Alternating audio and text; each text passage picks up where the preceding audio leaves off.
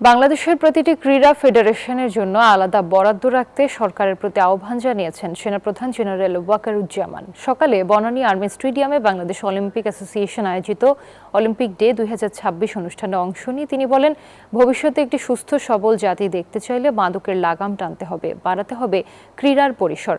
২০৩০ সালের মধ্যে একটি অলিম্পিক ভিলেজ তৈরির পরিকল্পনার কথা জানান সেনাপ্রধান। এ ব্যাপারে সরকারের সহযোগিতা কামনা করেন তিনি। এর আগে জাতীয় পতাকা উত্তোলন ও বেলুন উড়িয়ে অলিম্পিক ডের উদ্বোধন করেন তিনি। দিবসটি উপলক্ষে বের হয় বর্ণাঢ্য র্যালি, আয়োজন করা হয় কারাতে সহ বিভিন্ন প্রদর্শনীর।